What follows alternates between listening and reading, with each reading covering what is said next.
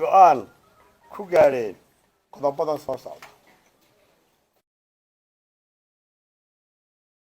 maanta laga bilaabo Muuse Biixi xukuumadda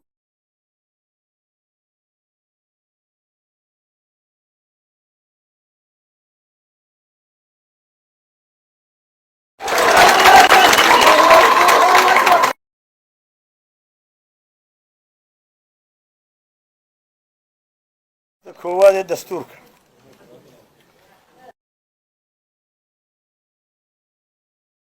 tan tahay xoog ku haysasho iyo keligii talisnimo ilaa inta laga helayo heshiis siyaasi ah oo la isla ogol yahay oo lagaga baxo khilaafka siyaasiga ah ee taagan.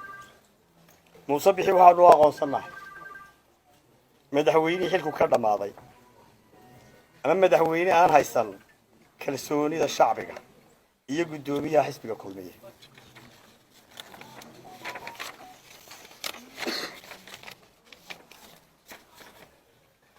axsaabta mucaaradka ah waxay komishanka doorashooyinka qaranka dejiyey waxayna diyaar u yihiin in la galo doorashooyin xor oo xalaal ah oo ugu soo horeyso doorashada madaxtooyada Jamhuuriyadda Soomaaliland.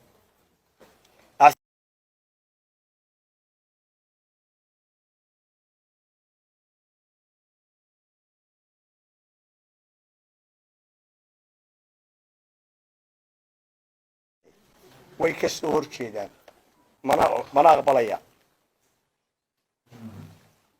xisbiyada mucaaradku waxay aqoonsan yihiin golayaasha dawladda ee sharciga ku fadhiya, golaha baarlamaanka, maxkamadda, dawladaha hoose iyo maamulka adeegga dadweynaha.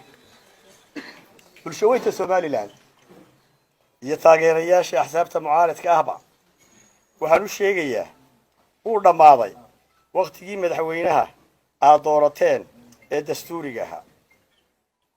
wuu ka baxay heshiiskii bulshada ee dastuurku jideeyey. guud ahaan waxaan ugu baaqaynaa nabad, isku duubni iyo inay ilaashadaan nabadgelyadooda. wixii sharci darro ahna diida oo cidna keligii talisnimo ha ka aqbalina.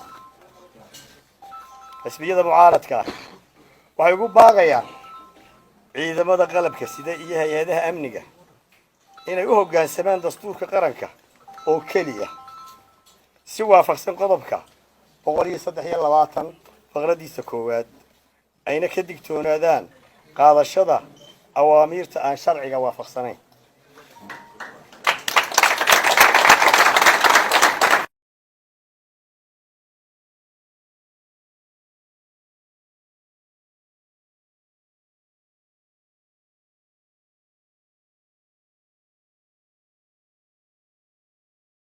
xaaladda waddanku marayo isla markaana si joogto ah u soo wargelin doonaan ulana socodsiin doonaan taageerayaasha tallaabooyinka xiga ee aynu qaadi doono. marxaladda cusub ee dalku galay wixii ka dhasha mas-uuliyaddeeda waa iska leh madaxweynaha muddo xileedkiisu dhammaaday